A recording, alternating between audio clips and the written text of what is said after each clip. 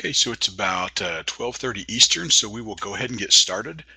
My name is John Mann, and I'm an assistant professor at Michigan State University, and I host the series Innovations in Agriculture and Rural Development. So I want to welcome everybody to our webinar today. It's titled A New Weapon for Farmers, Inter-Row Mowing for Problem Weeds in Row Crops.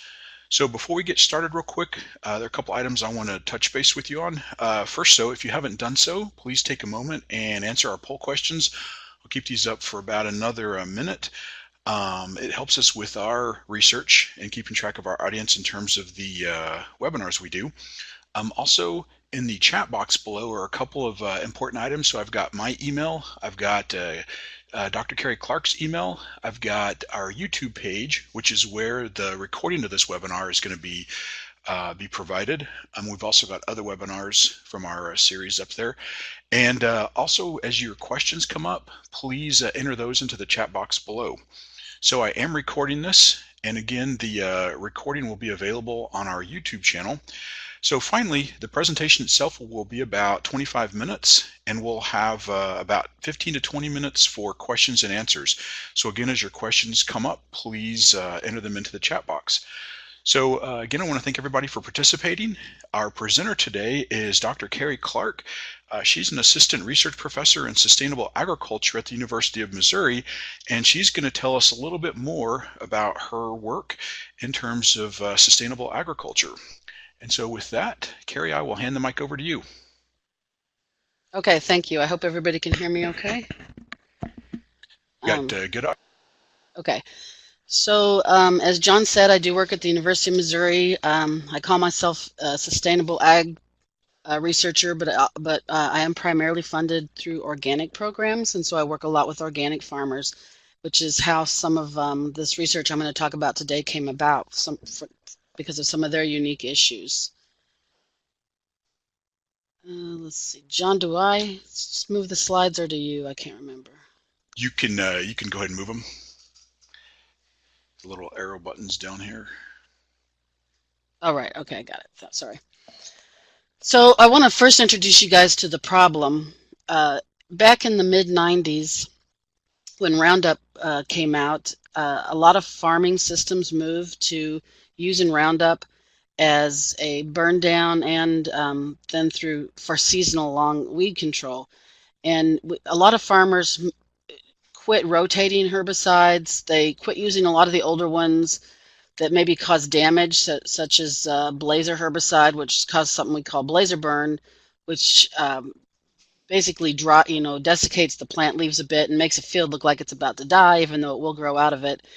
But we ended up selecting for a small number of herbicides, and that led to problems with herbicide resistance.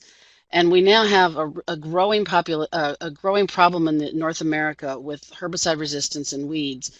And it's not just glyphosate or Roundup. There's many herbicides now that weeds have found ways around.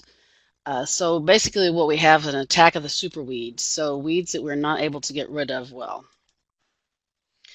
This is some data from Weed Science, Dr. Ian Heap, and this shows the increase in unique resistant cases for selected countries in Europe. So you can see the United States is the blue balls, and we have the highest number of resistance cases, largely because, number one, we are a huge agricultural production country, and also because we are on the front lines of having access to many of these herbicides, and maybe also haven't had government programs that really encourage the use of rotation of herbicides. So also Europe does have a lot of problems, and then some of the other agricultural countries are swiftly following in our path: Brazil, Canada, China. But you can see that we have now in the years here before 2020, we have found over 160 unique resistance cases in weeds. So that's over 160 weeds that are now have some sort of herbicide resistance. So in the photos here, you can see this is a wheat field on the left with mare's tail. Mare's tail is one of the early spring weeds that are now causing farmers lots of problems.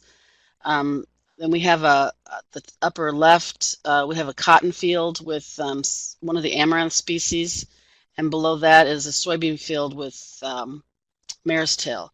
So we're seeing this more and more often as you drive through North American agricultural areas, that you see fields that are just completely full of weeds, or you might see like damage from some of the older herbicides like Blazer. The upper picture here is a cornfield.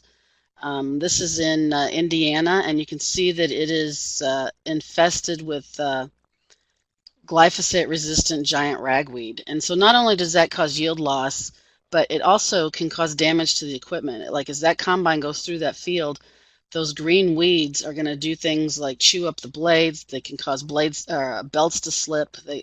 They'll lead to dirtier grain. I recently got an email from USDA saying that China was not refusing to accept some grain shipments to their country because of the number of weed seeds in the grain. So it's an economic issue as well as a personal issue for farmers. In the lower left corner, I think you see another, this is pretty typical level of infestation of herbicide-resistant weeds, and the same with the soybean field there to the bottom right. And it's causing huge economic impact. We even hear instances where when farms come up for sale, the buyer wants to know what the weed seed level is on the farm, and it's actually lowering some farm prices, land prices. So there's been a research study for quite a long time in Georgia now looking at Palmer amaranth. Palmer amaranth is a fairly new weed, didn't used to cause problems, but with herbicide resistance is becoming just a humongous problem in the southeast. So it was found to have an economic impact of $17.5 million in just one county in Georgia. And cotton growers in Georgia spent over $100 million on its control in 2010 and 2011. One of the issues with waterhemp, which is a huge problem we have here in the Corn Belt, the upper Midwest and upper Midwest, and then and Palmer amaranth, which is more in the southeast, is that both of these plants produce huge number of seeds, over 250,000 seeds per plant per year. So they are building up a giant weed seed bank. So our solution for many years has been herbicides. But then if you look at the number of resistant species by a herbicide site of action, you can see that there's almost no herbicide site of action that's not affected by herbicide resistance at this point. The ALS inhibitors, that actually came in a little bit before the glyphosate resistance issues. I remember when I was doing research back in the early 90s, before we even had Roundup Ready, that waterhemp suddenly went from nothing from one year to everywhere the next year because of it had gained resistance to ALS inhibitors. And the other problem is that these weeds don't just have resistance to one type of herbicide, they have multiple types of resistance. So you can see that we have over 100 species with a resistance to at least 2 different types of herbicide actions. And then we even have some that have up to 11, even 12 different types of resistance. So our industry's newest solution has been to breed in resistance to some different types of herbicides. The newest one has been dicamba resistance. You can see in this photo that here in the beginning years of dicamba use that we're having some problems because dicamba, first of all, it's a very persistent herbicide. It can last in the soil for 3 months. It's very volatile. It leaches easily and it drifts easily. And so there are new formulations that are supposed to drift less and volatilize less, but the old stuff is still available. And so some farmers are using the old stuff without the driftless technology. And what happens is it moves out of their field, which has resistance to it, to a nearby farmer's field, which doesn't have resistance, and it can cause this kind of damage. And this the last 2 years, dicamba injured soybean has been huge in the Corn Belt. In Missouri, we actually even had a homicide over this, where one farmer's dicamba drifted to another field, and the farmer who was field was damaged ended up being killed by the other farmer. In Arkansas, there are court battles now about dicamba, and now we're starting to regulate when dicamba can be sprayed. But you can see that there's been over 900,000 estimates of dicamba-injured soybean acreage, or 900,000 acres damaged unintentionally in Arkansas, 600,000 in Illinois, 325,000 in Missouri. So it's a very significant issue in the Corn Belt. The other problem is that we're not necessarily coming up with new herbicides. A lot of these things, we're going back to the old stuff to try to get them to work. And you can see that the two with the largest number of registered herbicides, the ALS inhibitors and the PPO inhibitors, are also the two with the greatest number of resistant species for those sites of action. And then most recently now from the University of Tennessee, we have evidence that dicamba, which is our newest weapon against weeds, is also not killing palmer amaranth. And so what a lot of farmers have gone to, or not a lot of farmers, many farmers have had to go to actually manual removal of weeds. So some have gone to cultivation, and then like some in the lower left picture here, you can see are hiring crews of transient workers that come in and hand hoe the fields. And here they're pulling out palmer amaranth on wagons. Another audience for different types of weed control other than herbicides is the organic growers. And organic is a very rapidly growing sector of agriculture in the United States due to consumer demand. And we actually don't have enough production to meet demand, so we do still import quite a bit of organics. So there is a lot of room for growth in the organic sector. And California has the highest number of organic farms, but Pennsylvania, Washington, and some of the Corn Belt states follow not too far behind. So we grow about, so field crops is mostly what I'm interested in, and there is about $763 million worth of field crops grown organically in the United States. So if your herbicides aren't working, or if you're an organic producer and you can't use herbicides, then so far our primary solution has been to use cultivation. So the problem with cultivation is that first of all, it's not been found to sufficiently control the amaranth species like the pigweed, waterhemp, and palmer amaranth. But it's also well established that tillage is detrimental to soil physical, chemical, and biological properties. So it can pose a threat to soil productivity and producers' economic performance. So cultivation, it can also bury weed seed and make it more able to germinate. But largely the problem with cultivation and tillage is that it impairs the soil's ability to sequester carbon. So when the soil is tilled, the microbes increase activity and they burn through the soil organic matter that's existing in the soil, and it is released as carbon dioxide. So not only does it add to the greenhouse gas problems, but it depletes the organic matter in the soil, and that organic matter, it feeds the microbes that help allow breakdown of nutrients for plant uptake. So it can eventually affect yields significantly. The other thing that tillage does is it accelerates erosion. The United States is still a landscape, our agricultural landscape is still being eroded at unsustainable levels, and that is largely due to continued cultivation and tillage. So when we till, I remember when I was growing up, everybody thought they had to till because it would make the soil fluffier and water would get in better. And actually what it does is tillage destroys your soil structure, damages your macropores, and prevents water infiltration. So here you see, right next to each other, a tilled field versus a no-till, and after a rainstorm, the water's all soaked into the no-till field, but it can't soak into the till field because it has sealed over and there's no pores for it to get down. So plant available water is greatly reduced. So we need to think about new directions now. And one of the things that we're seeing sort of a movement in American agriculture now is the use of cover crops. So here you see a photo on the left. There's a crimped cover crop on the ground, and helping helping decrease the amount of evaporation that occurs from the soil. And so this is during the drought of 2012.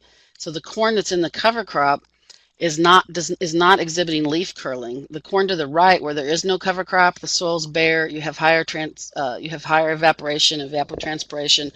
The leaves are curled, and those are drought stricken. So there are production methods that we can use to improve the situation that we have going on with not only weeds but also with plant productivity. So one of the things that we're looking at the University of Missouri is how do we get rid of these herbicide-resistant weeds and weeds for organic growers without using herbicide or tillage? And what we have turned to is a between-row mower. And this is a picture of our prototype mower. And I will talk a little bit more about it. So why would we want to mow? Well, it eliminates tillage and all the damage that tillage can do. It's going to reduce erosion. It's going to conserve that soil structure and maintain our water holding capacity. It's going to help us conserve organic matter. It's a new tool in our weed control toolbox. So we don't expect any one tool to answer all questions. What we need is a bigger toolbox and more tools in it. So where a farmer's primary weed control might be herbicide, or for an organic grower it might be cultivation, if those things don't work, especially with herbicide resistance, then we need another tool to turn to, and mowing can be one of those tools. So it can help both organic and conventional growers. So this method works best when you use it in conjunction with crimped cover crops. And here you see a photo that's a cereal rye that's been crimped, and then we plant into either the crimped crop or the standing crop. And that cereal rye provides early season weed control, but eventually weeds do come up through it, and those need to be controlled through another method. Right now, if you're an organic grower, they're using high residue cultivators. If you're not an organic grower and herbicides haven't worked, though, you don't have a whole lot to turn to. And then the high residue cultivator again can damage soil, so we'd like to have something that's not moving the soil around. So this is a field. This is actually an organic no-till field, and so you can see that there is a rye cover crop crimped on the ground, and there's fairly good early season weed control. But you can see right between the lady in yellow's legs, there's a waterhemp plant about to get out of control. And actually, the closer you look, you see that these are actually everywhere in the field. So if this field had been mowed before it canopied, we could have gotten rid of a lot of those weeds. So we actually got our prototype mower from a project that was done by the USDA back in the mid-90s here at the University of Missouri by a researcher named William Donald. And this slide's kind of busy, I realize, but what I want to show you is, I think I can go to draw. Oops. Okay, so in the box here on the left, these are where he hoed. These are where he mowed on the black bars, and then these are with herbicides. And you can see, or actually this one is wheat. This is no weed control. This is mowed only, and this has a banded herbicide. And so he has about the same amount of weed control from his mowing as he did with his where he hoed all the weeds out. So he did have excellent control in that study. And then he continued because it worked successfully in the beginning. And his audience was conventional growers. So back at that time, they were trying to reduce herbicide use. And so what they would do was they would band the herbicide over the row, and then they would use the mower for the between row weed control. And so in this one, he's got the weedy check where he's used a herbicide and hoed and then mowed.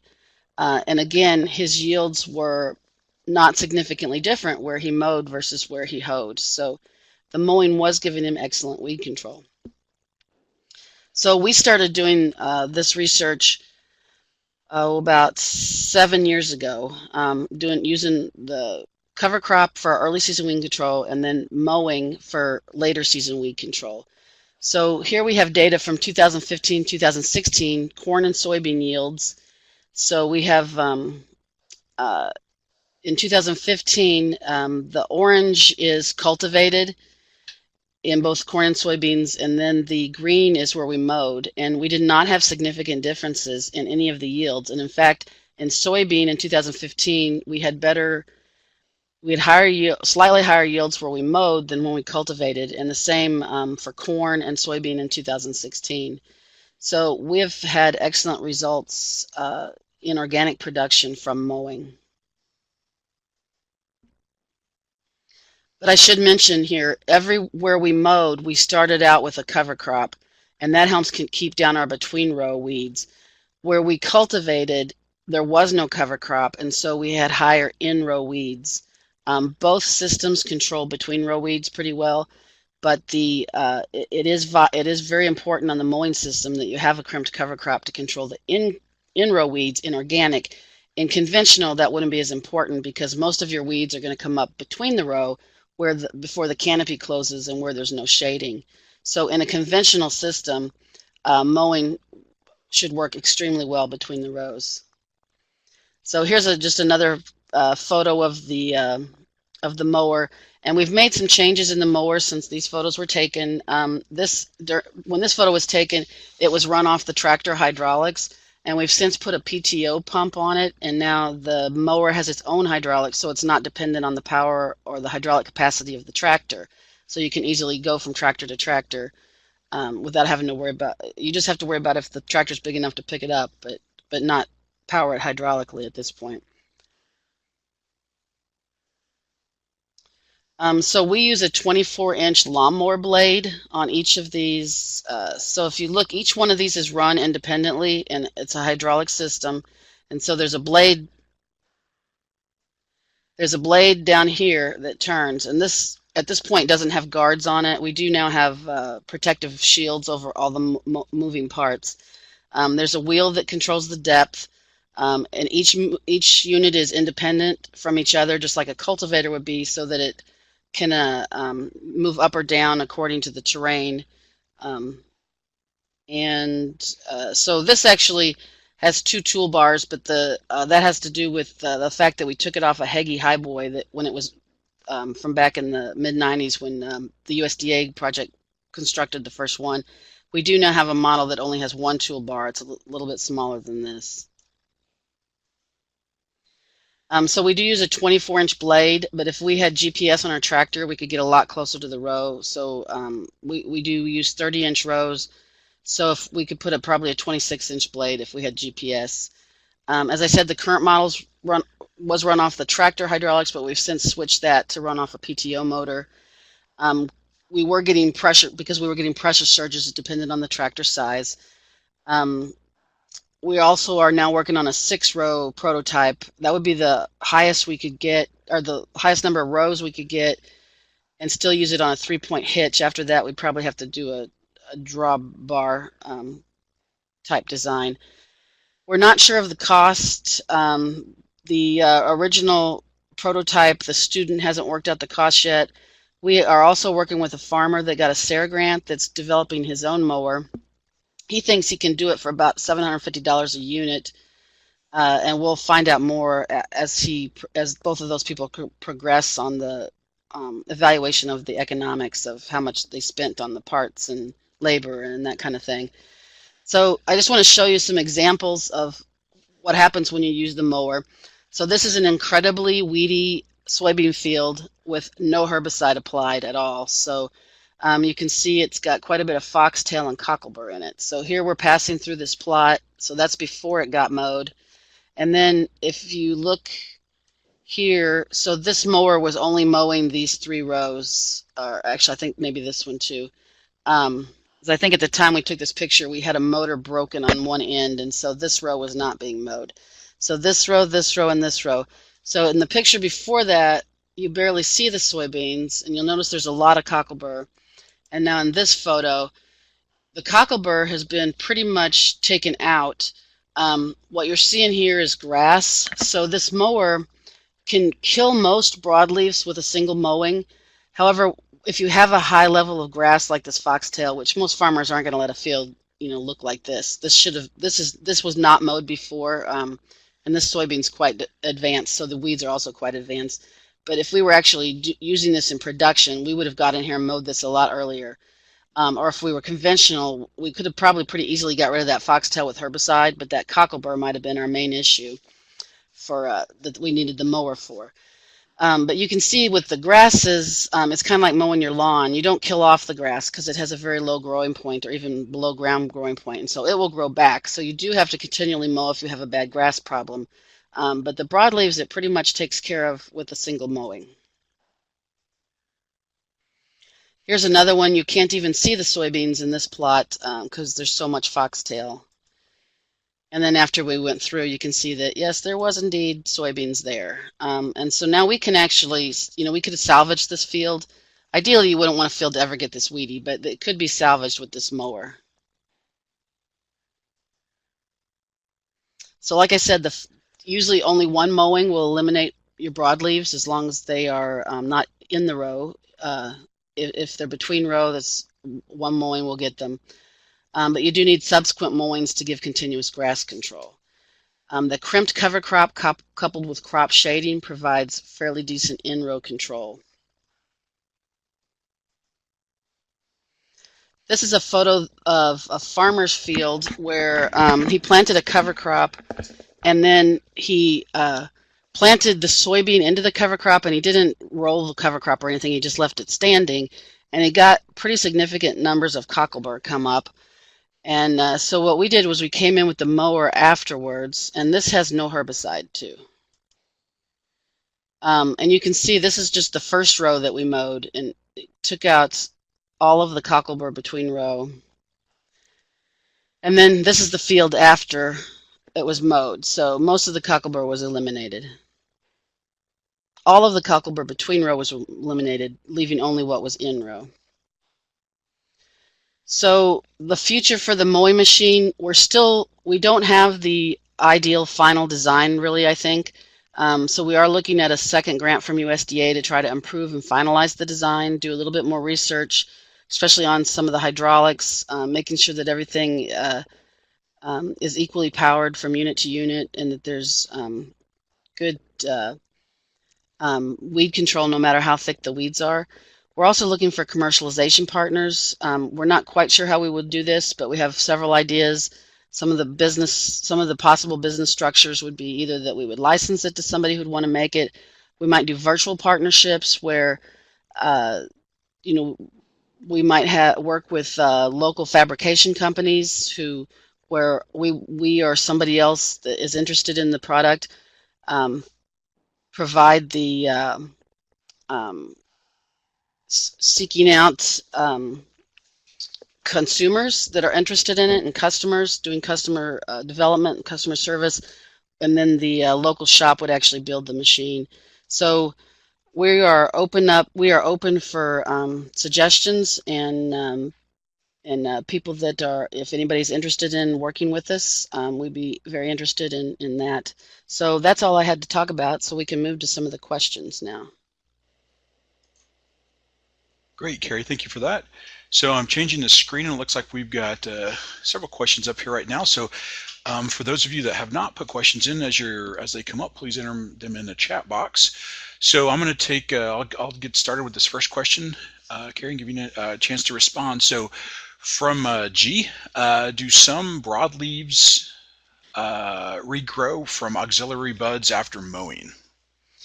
So that kind of depends on at what stage you mow. So when you mow, if they're pretty small, if you had bare ground and weeds came up and they were only a couple inches small, they would probably regrow from their axillary buds. But when you use the crimped cover crop, by the time you see that broadleaf up through that crimped cover crop, its axillary buds are quite high off the ground, and so one mowing will take those out.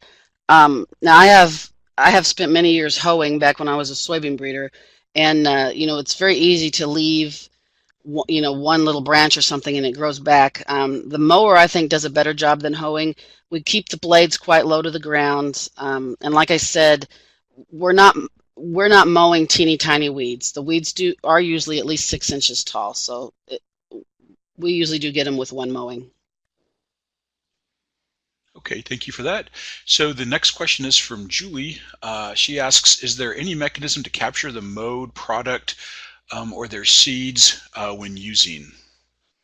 So we haven't developed that because we definitely want to mow before these weeds are starting to set seed. You really want to mow before they even go reproductive.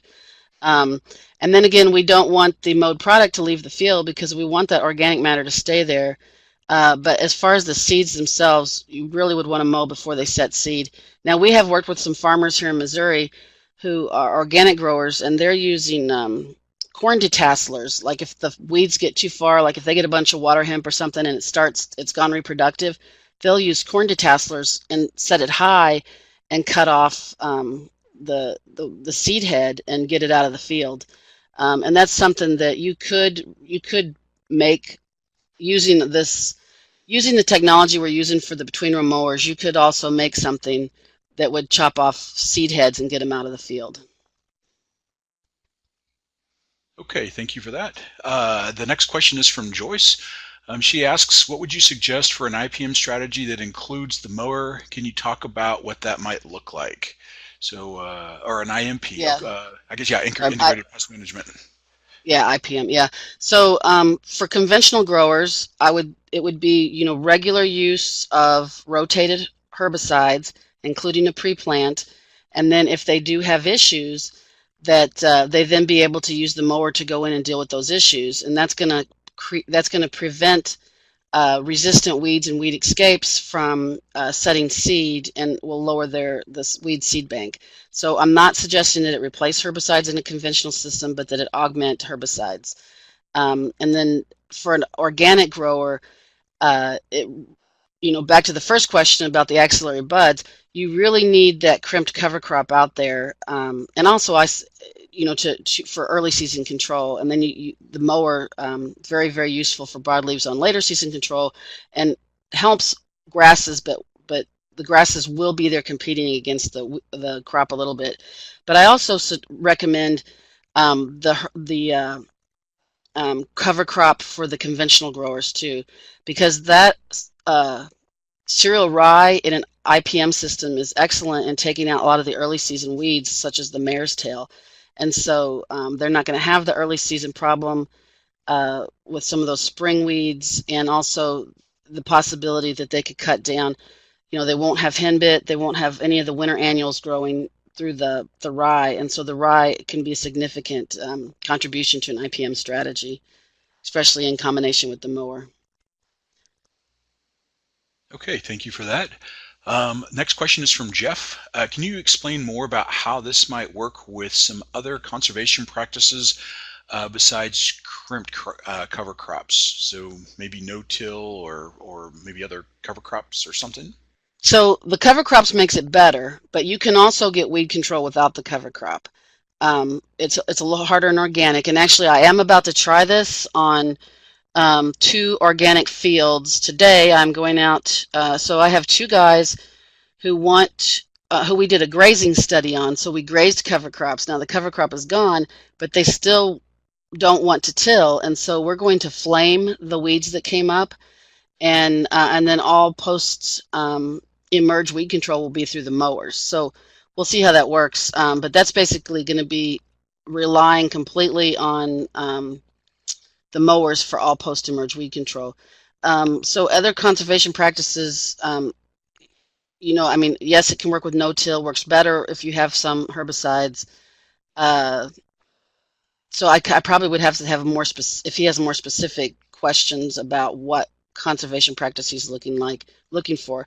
But I believe that in many instances this can replace tillage for anybody that's using tillage for weed control. Okay, great. Thank you for that. So next question is from Bob. He asks, in terms of production, do you have any data that this can also help increase yields, such as in corn? So I do have it in organic systems that, yes, we can get higher yields in a mowed system with cover crop than we can with a than we use cultivation. So we are planning on doing future research on where there's herbicide use. I don't have any data for a conventional system at this point, just organic. But yes, it can increase yield in organic. And I mean, if in a conventional, if you've got herbicide-resistant weeds in the field, and you're above economic threshold and it's broadleaf weeds, I mean, I don't doubt at all that it's going to improve your yield because it's going to reduce weed competition. Okay, thank you for that. So next question is from G. When you visualize a commercial machine, how many acres per hour cost per acres? So I don't have that calculated yet, but it would be the same as a cultivator because we run the mower at the same speed that we do the cultivator, and we actually match the mower to our planter. So like if we have let's say we have a 12-row planter, then we would have a 6-row mower. So, and probably you would also have a 6-row cultivator. Or you might have a 12-row cultivator, but you could, in theory, have the same number of units on your mower as you do on your planter. So I would say it's pretty much exactly the same as cultivation. So that's going to be probably, cultivation takes more time than spraying herbicides, and it's a little bit more costly because you make more trips through the field because the cultivator's not, or mower is not as wide as a spray boom, but those two would be comparable. Okay, thank you for that. Next question is from Joyce. Is there a particular crop where this works best, like corn versus soybeans? So it works in both of them, and in corn, because corn canopy is a little quicker, we have less in-row weed problem. And soybean, we have in between rows a little bit longer, and so I mean it pretty much works equally well in both. But like when we're looking at organic production, we have some problems planting corn into a cover crop a lot of times, where we don't really have those problems with soybeans. So for us, we actually test this more in soybeans than corn because we think that's where it'd be more likely used. Also, for organic growers, they have another option besides tillage and corn, which is flaming. And so we have, like I said, we've looked more at soybeans, but our data shows that it works just as well in corn. Okay, thank you for that. Next question is from Bob. Are there other products out there that separate the weed seeds? Okay, I'm assuming that he's meaning like taking off the weed or the seed head when it's growing in the field. And again, I would say you could, if somebody was going to commercially manufacture this mower, they could make one that would go across the top of the, that would sit higher and capture the weed seeds like a detasseler for corn. So I think at this point there's not a commercial product for that out there, but there could be fairly easily, and they could build upon some of the research we've done. Okay, thanks for that. Next question is from Bill. Why is this something that should be licensed? We as taxpayers have paid for the idea development. Why not open source? Okay, so it actually is an open source design. It's not patented. If you wanted to build this yourself and even commercialize it, you can. So we will be publishing the design.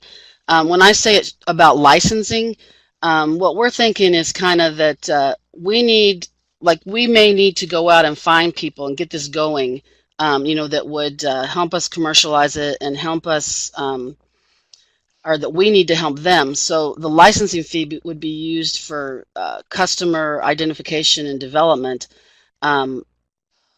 And probably have a limited life, like say a manufacturing company wanted to build it, so we help them, maybe go to ASA meetings or organic conventions or something, and maybe we do that for a couple years and we collect the license to help pay for that, but then after that they're on their own. So basically it is open source. If anybody asks me for this design, they can have it. If they want to build it, they can do it. If they want us to help them with it, then they would need to pay a license.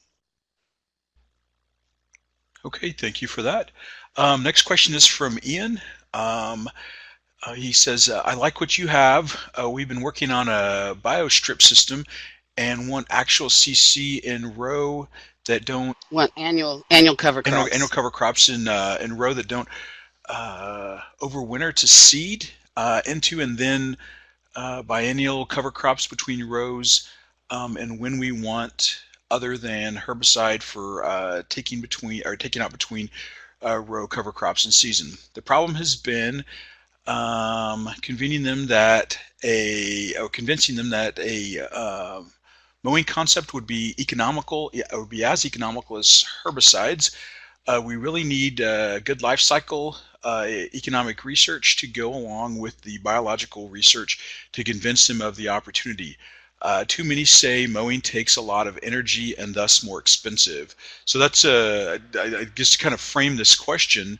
Can you talk just a little bit in terms of your thoughts or your what you're doing to try to make this a cost-effective practice and maybe an energy-efficient practice? Yeah, first of all, Ian, I hope that you will get a hold of me on email so we can talk more about what you're doing. So, I mean, I would agree with people that say that you know, the actual for the farmer or a a organization to go out into a field and spray, the boom is wider than the mower, and so it's going to take less energy. But what did it take to make the herbicide? What is the whole value chain of the herbicide? And are they taking that into account too? So as far as also on the biological research, so we do soils research in conjunction with this technology research.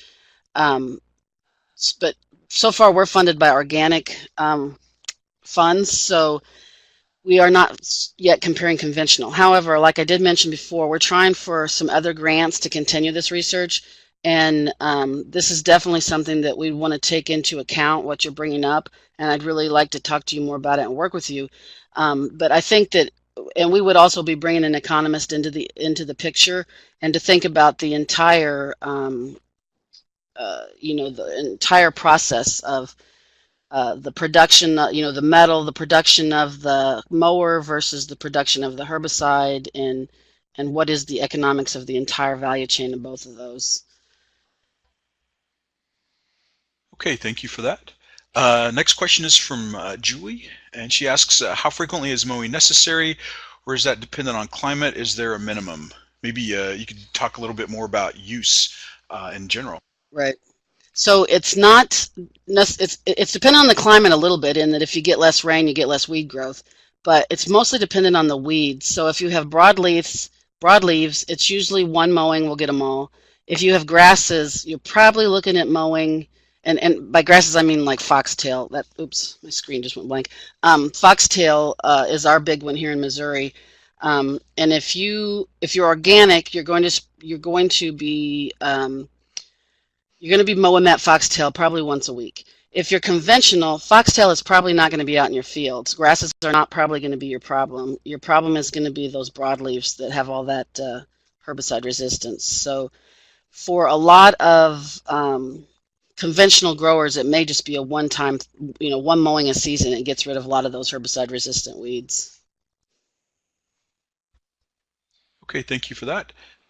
Next question is from Joy, so it looks like she clarified above. Next question after that is Ian.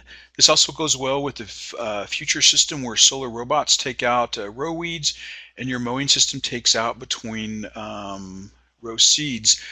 See Fint Xavier system on YouTube and think about the next steps from this planting technology to the weed and other aspects of future crop production. So yeah, it does, Carrie, it does sound like you and Ian hopefully can make a connection. So yeah, and I have seen the little robots that go through and put the nitrogen on. I've seen the one, and I guess it's the same company. Is it called Row or yeah, ROWBOT, because they go up and down rows. Um, and they also put on cover crop seed, and certainly yes, you could send little robots up and down rows. The thing that we're going to look on if we get some more funding for this is having sensors on the mower so that it can see the weed or see the crop row and move back and forth by how close the rows are. So yeah, there's a lot of technology that could be applied here, and I hope, I'm a soil scientist and agronomist. I'm not an engineer, so I need to find people who are engineers that want to, just take this basic premise and move up with it, and keep going with it. And I do see that, not the next person, but the question after is talking about no-till. I think that as many of our soils in the United States and in the world have become highly degraded due to over-tillage, and so anything we can do to decrease or eliminate tillage, I think, is going to be very important for building back our organic matter and our structure and our ability to retain water for our crops. I don't think, especially with climate change, that we can continue the way we are now. And this, something like a mower, it's part of the solution, but there's a lot of technology that needs to go into us eliminating bare ground and tillage in agriculture.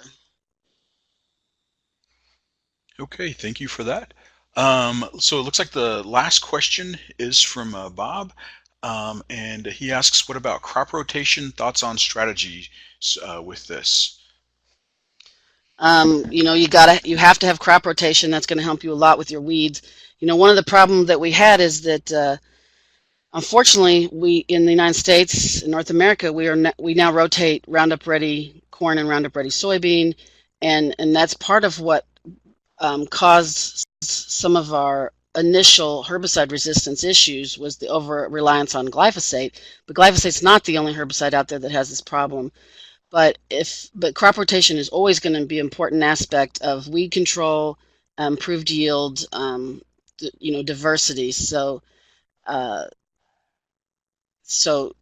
it's back to the IPM question. It's all part of the same IPM answer.